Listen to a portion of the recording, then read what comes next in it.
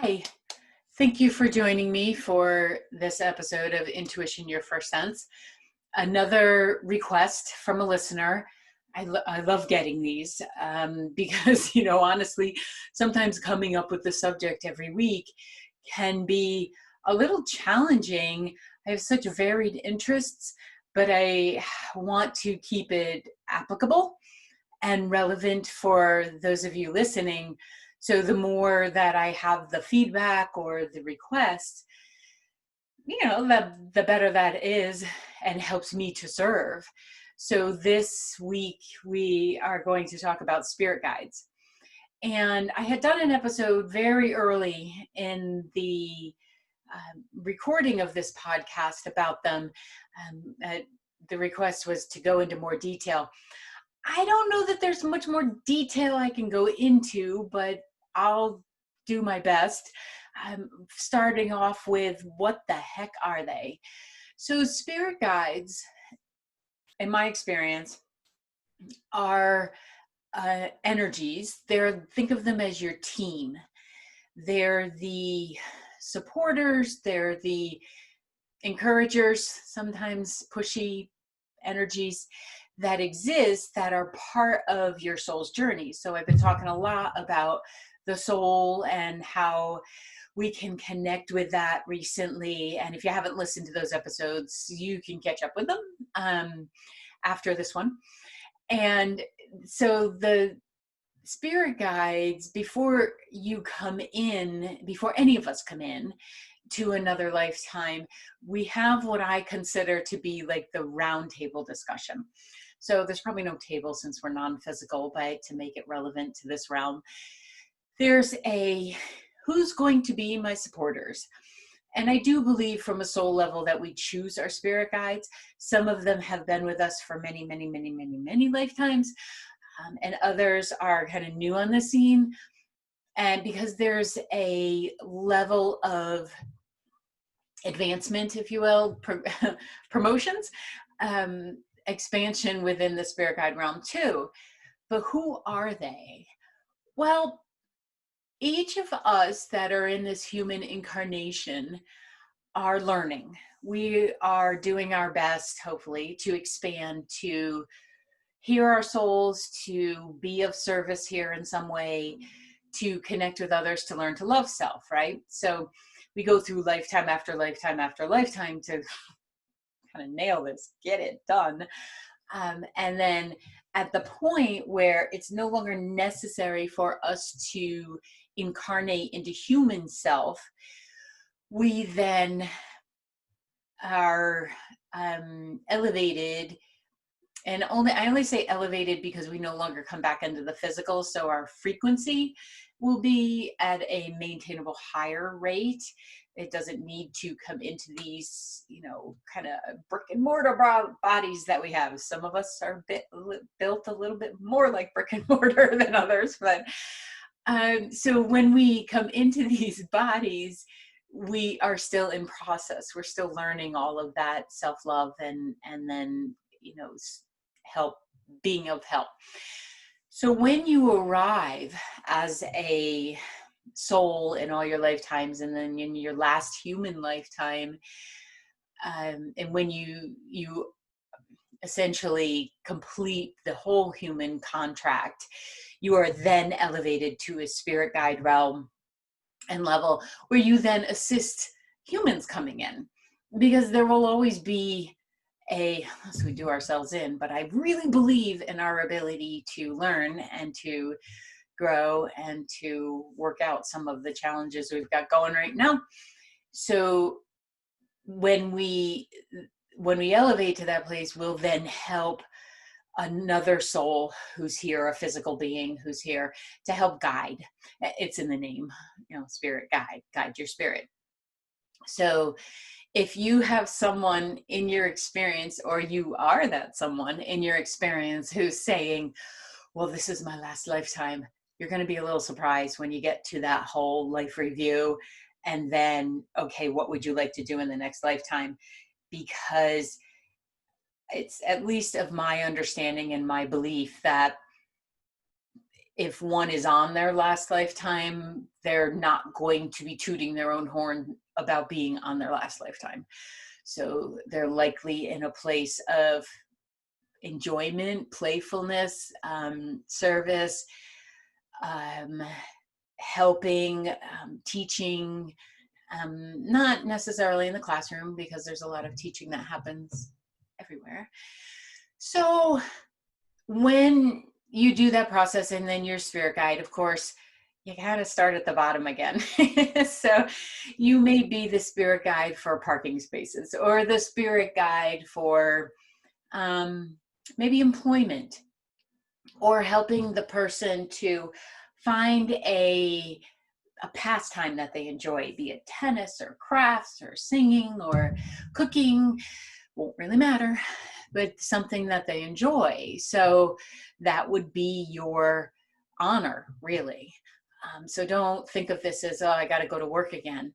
It's like, wow, I get to do that, which would be nice if we thought of our life in that way here, wouldn't it? To be able to say, rather than I have to, I get to. I am privileged enough to have a job to go to. I get to meet my friends tonight. I get to pay my rent because that means I live in this fun condo with my rabbit and my cat. So the spirit guides are those that are learning, will still be learning. So by the human connecting with it and by you working with your spirit guides, you're also helping them to grow. You're helping them to learn. So it's very much a reciprocal, I kind of tripped over that one, reciprocal. It's very much a reciprocal relationship. And after you say it a few times, you can't say it at all. So the idea of connecting with your spirit guides, I believe, is for that support, sometimes that grounding element that we need if we get too heady and too worried about things. For me, it's been a realm that helps me to feel normal. It helps me to feel accepted. And when I'm having a difficult time energetically being of this realm, I always know that my guides have my back. And it's taken a while for me to develop the relationships as strongly as I have. And honestly, I work with probably 3 or 4, there's a 5th one in there, most of the time. And if you think pretty practical, right? What if you have a spirit guide for every area of your life? You don't necessarily need to be connecting with the spirit guide for parking every day or the spirit guide for employment opportunities, the spirit guide for relationships. You might, but there might be times where he can take a day off, or she can take a day off, or they can take a day off, whatever your reference is for them. So primarily, I work with my main guide, and that helps me to connect with your energy. It helps me in a session to be able to do my scan and assess and be able to feel where the blocks may be. It helps me to get my butt in front of the microphone to record these.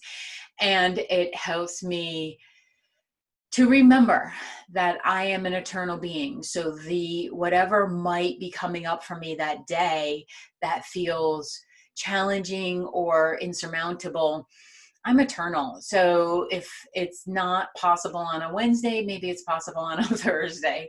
And it helps me to feel a little bit more kind towards myself. So when I'm working with my, maybe my health guide, shortly after this, I'll head down and I'll work with my personal trainer to heal this back a little bit more.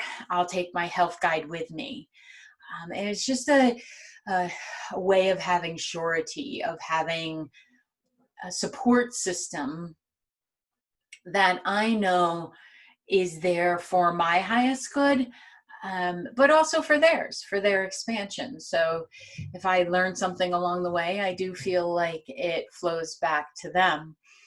So there's one that I work with that helps me to be softer, helps me to be both with myself and with others.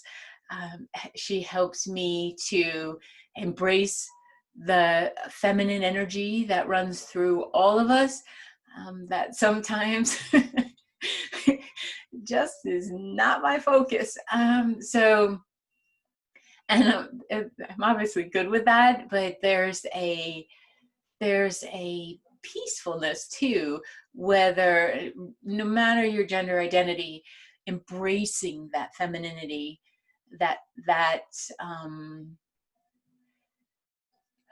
flow of femininity it's helpful as much as it is to embrace our masculinity.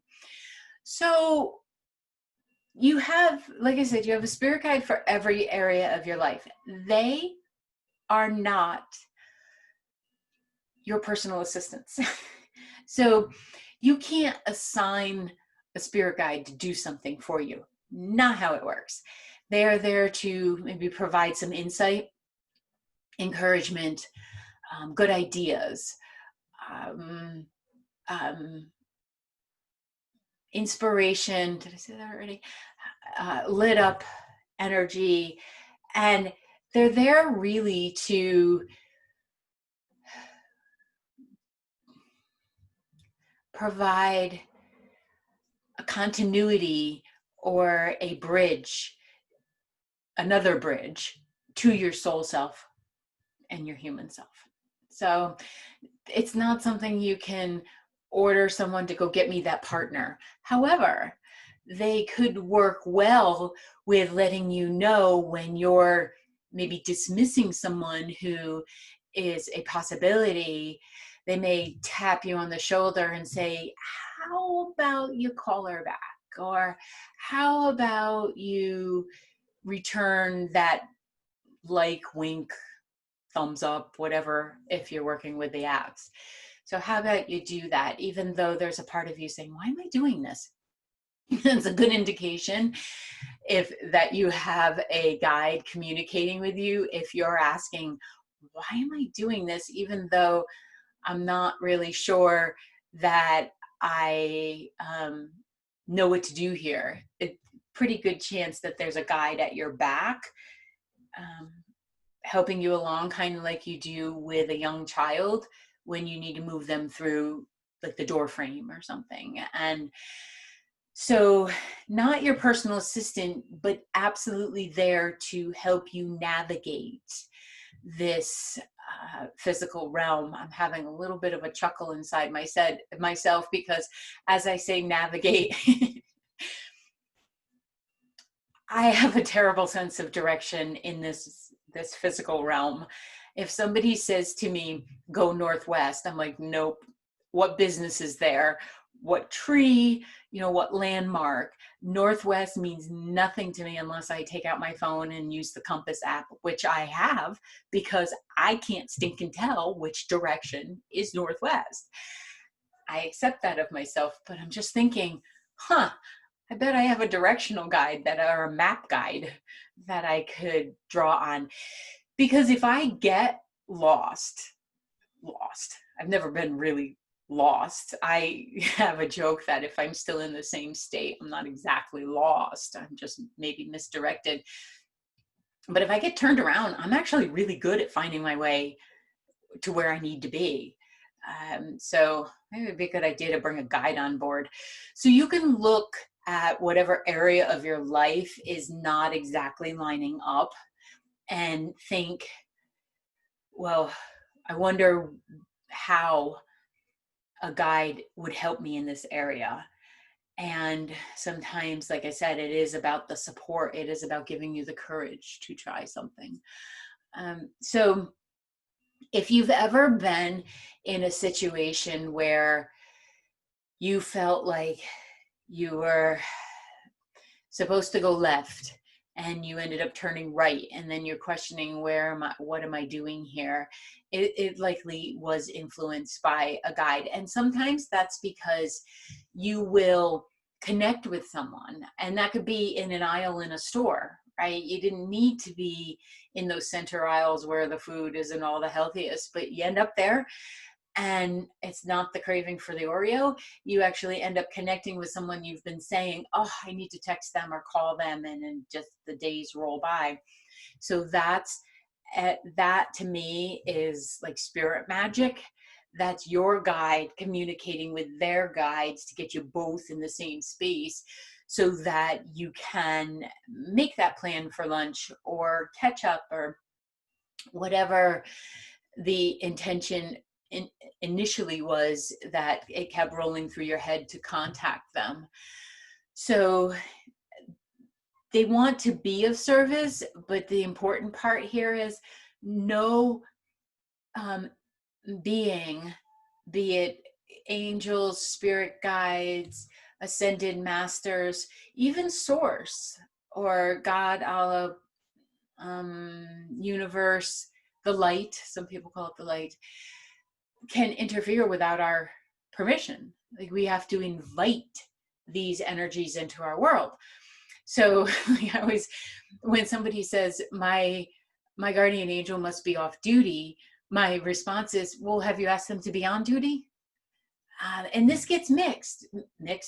Well, it does get mixed, but it gets missed, because I don't know about you, but I wasn't taught that. And that's part of the reason I do this show, is because I want people to know this. Like, you have this available to you. And even if you don't believe at first, because trust me, I did not believe that I had any kind of security system. I felt much like I did growing up, that I just had to raise myself and I had to do everything myself. I still have a little bit of that in me, so some of that is wiring. But you have to invite them in. You have to ask for their help.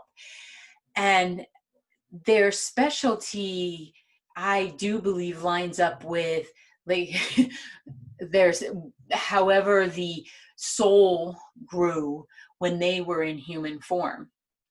Okay, so when someone perhaps was a gifted artist, and someone like myself who's but perhaps my creativity guide led me to needle felting, which I'm pretty good at, and I don't even really know why. It's just a natural thing, and I know that there's some element of that guide helping me with that. So as we call on them, it's not like a mechanic was thrown in there to, oh shoot, I should have the analogy before I go opening my mouth, right? I'm going to toss it out because it doesn't make sense. But it's not like I could, I got it. I had it in reverse. It's not like I could be the mechanical guide for someone. While I understand the parts and stuff in a vehicle, I do not get machinery. I don't get when this wheel turns, that wheel turns, the belt turns, all that. Nope. Not an understanding there. I can understand the function of the piece. I just could not put it together.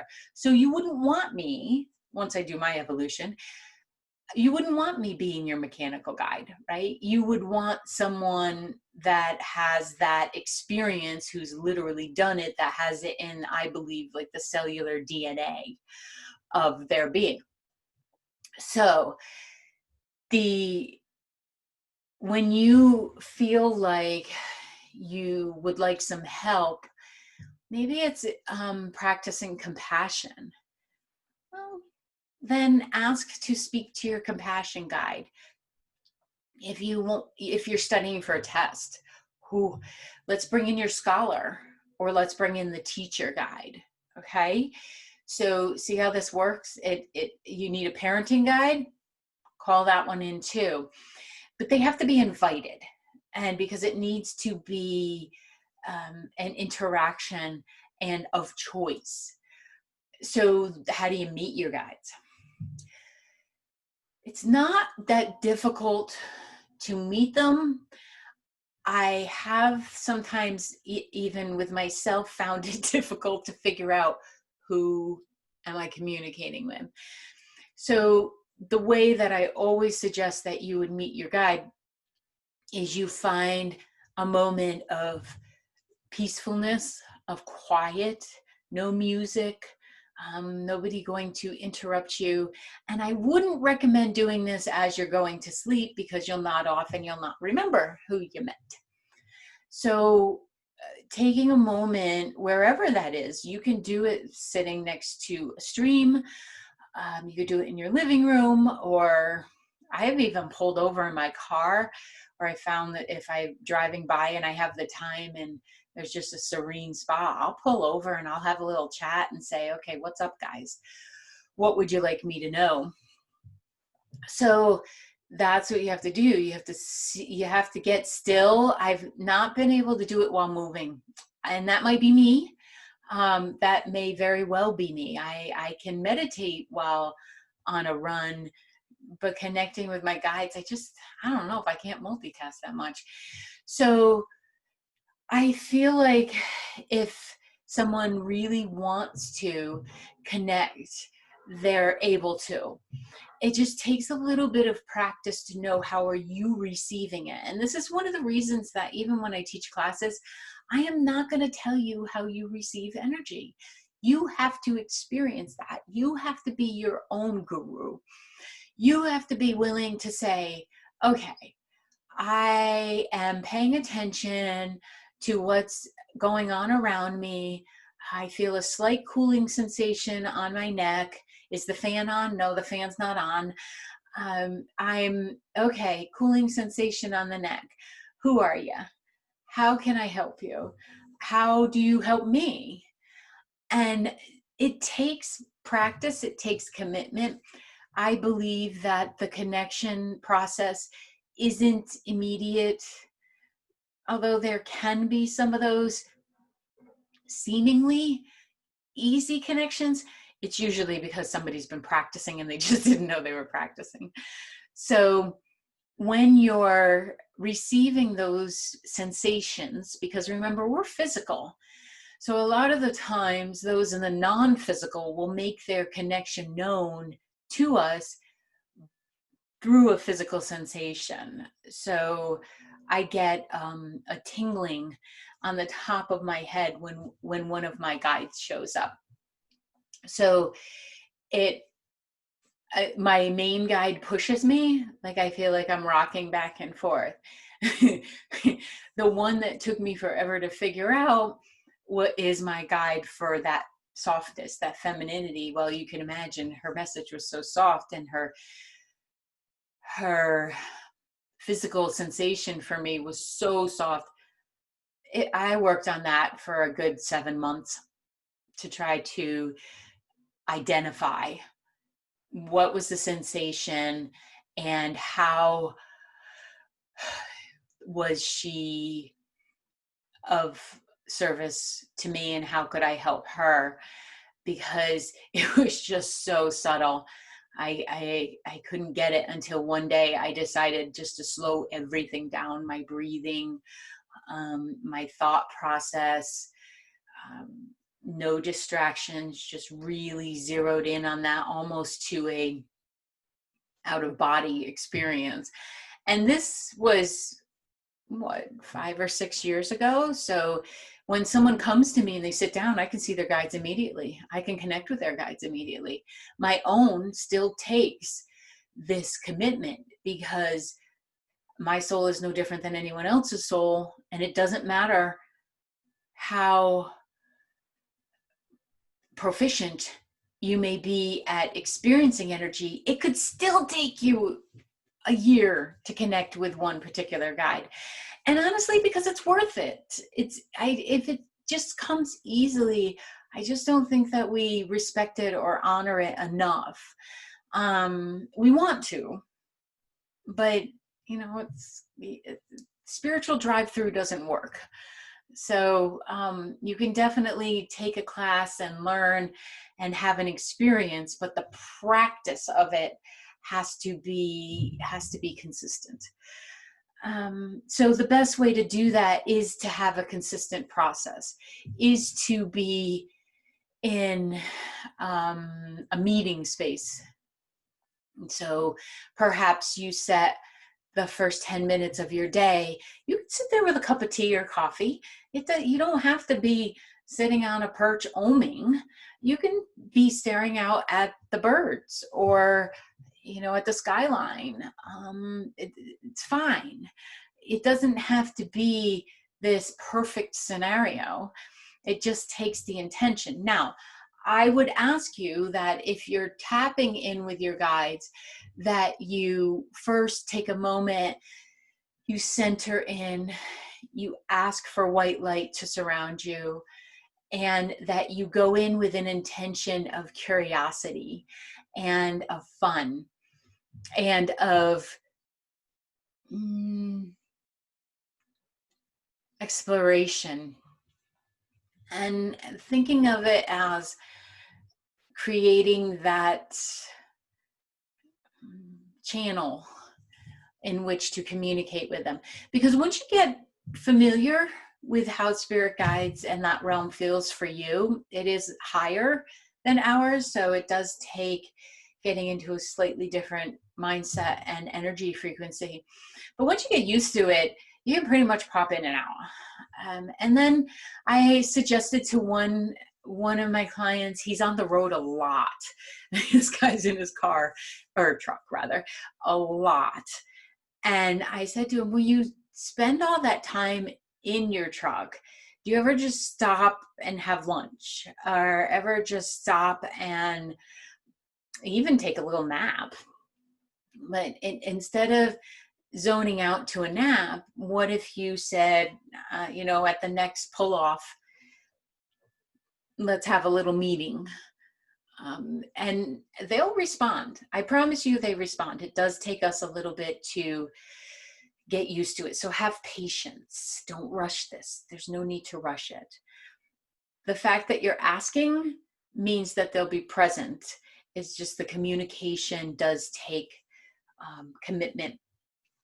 And as we intend to connect with those of a higher frequency, angels, astral realm, but I'd rather you not play in there without someone guiding you one-on-one, because that's where we go when we croak.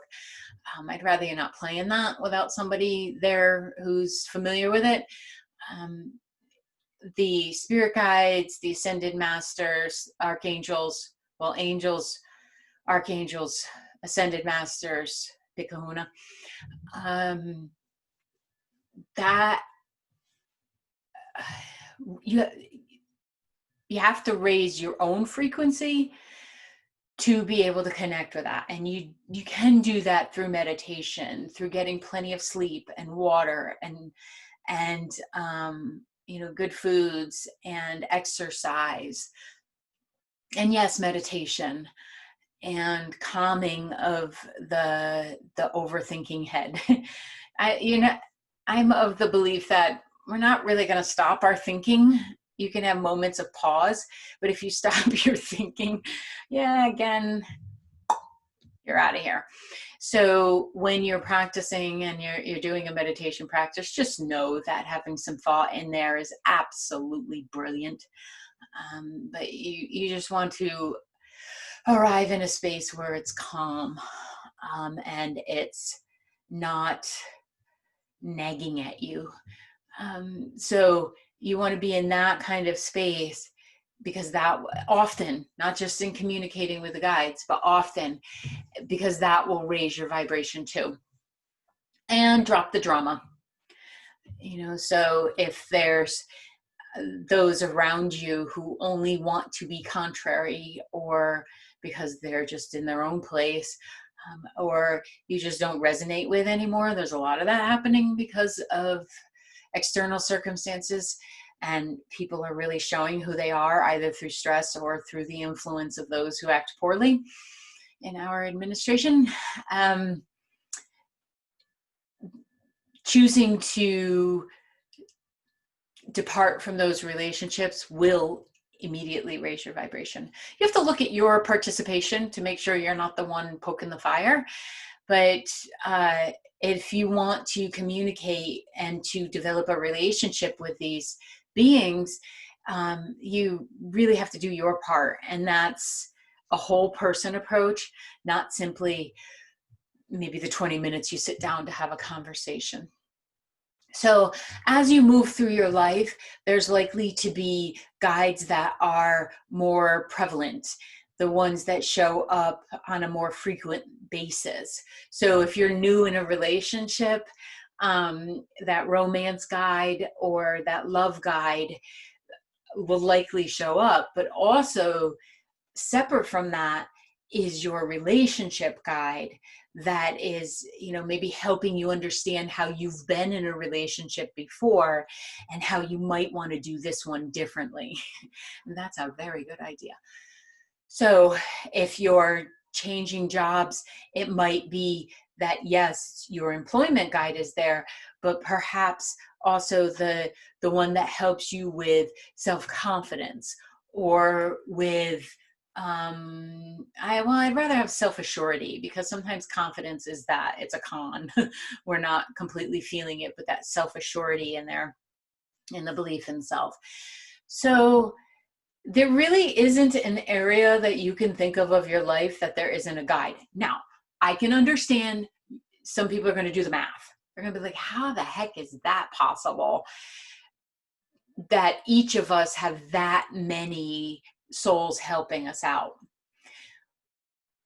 I can't explain that, except to say that we have so much lifetime behind us that there are some souls that finished their experience of being human when the world wasn't as challenging or complicated or available. Because the more we become aware of different cultures, of different ways that people connect with their spirituality, or just different, we understand the human dynamic a little bit more, and the fact that we're sticking around a little bit longer, it does boggle the mind a little bit. So I can't explain it. That quantum physics stuff, I believe in it. When I see examples and they're explaining it in science, I'm like, ooh, I know how I felt that. My brain just, I didn't get that. See, you don't want me to be your science guide either when I'm complete. Oh, to that point, you likely, I'm never going to say completely, but you likely do not have a spirit guide that was in your family. Now, if you knew the person in this lifetime, they are not your spirit guide. It's not possible, because you choose your troop before you get in. And if you knew that person physically in this lifetime, well, they can't be part of the troop and here as a human. And again, those that when we are complete in our life, I mean, it would be like kind of like the Dalai Lama and above, that kind of energy. So there are people who are fortunate enough to be near souls such as that, and yet they still won't be the spirit guide. It's just not possible. It is not. So just like those who cross cannot be your guardian angel. Like, you were already here and you knew them. Your guardian angel, first of all, was assigned at the first blink of life and stays with you your entire life. So that doesn't work out either. So I know people want to believe that those that have passed in this lifetime have gone on to be their guides, to be their angels and stuff, but it just doesn't work that way in the systems that we have. That doesn't mean that they don't care. It doesn't mean that they're not part of your experience, but they aren't your guides. They aren't your angels. So work with your team. It's kind of fun to know you have your own team, right? So as you raise your vibration up, you also want to be in a space of receiving. of being open to receive. The way that I would do this is I would choose one guide, just one. So when you sit down, choose, I would say something that's like today in your life, today, this week in your life. So what are you working on? Right now, I'm actually working on hearing my soul a little bit more clearly and being able to speak of it. So that means I go to my high guide, not the one I work with all the time, but my high spiritual guide to have my meetings with, to say, okay, help the human part of me to accept whatever my mission is that I chose.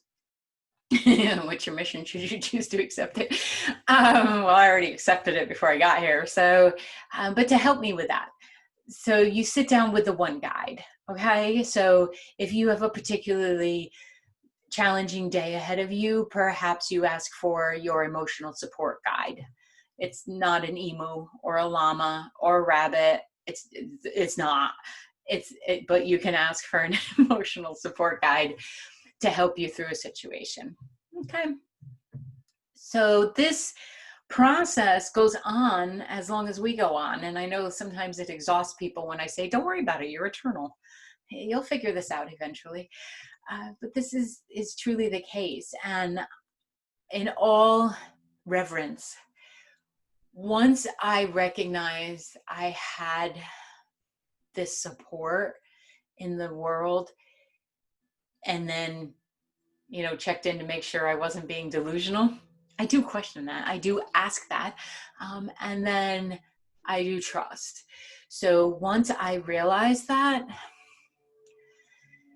that's where a lot of my trust in the people, my trust in our universe, and my trust in the ultimate energy that I know to be love that holds us together. So it's worth taking the time and exploring it. Listen, if you don't tell anybody, nobody's going to know you're doing it. So it's the same energy. If you have a practice of prayer, it's the same energy. Arrive in that space and then ask, but pick one guide, because otherwise they all show up. And it's a bit like looking at the old Verizon commercial where there's 300 energies in front of you. And how are you going to decipher that? Your physical brain, physical eyes, and even your intuitive self does not have the ability to factor all of that out. So do yourself a favor and call on one at a time, one to the microphone at a time. And then be willing to take the time to feel appreciative, to feel in wonder. Write it down, because you're going to want to capture in this realm what was the physical sensation, how did they communicate with me, did I receive a name? They don't need a name, but sometimes they'll give us a name to help us bring the call up. It's like having contacts in your phone. So sometimes they'll do that. And just write that stuff down, because when you come out of that space of connectivity, sometimes that just goes, and you think you'll remember it. You think 10 minutes later you'll remember it. But if it's not harnessed or anchored in our physical realm, it just doesn't stay. I promise you. So learn from my past experience of not writing some stuff down and thinking, oh, I'll remember that. It was such a great saying. Right over my head, in one ear, out the other, in one chakra, out the other.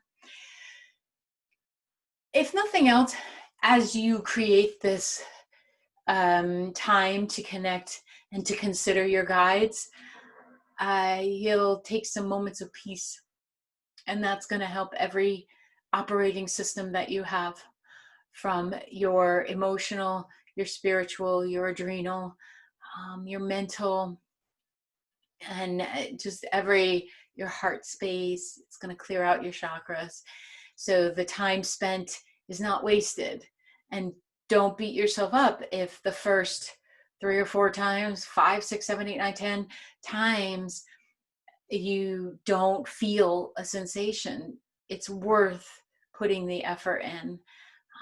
And if you have any questions, you can shoot me an email, contact me on social media at Coach Vicki Baird across the channels, and or info@vickibaird.com, and I will get back to you. So thank you for participating. And again, thank you for the suggestion, Christina. I appreciate it. And thank you for your patience as I got the other episodes that were planned ahead of time out. And I will see you all in the next episode. Take care. Be safe.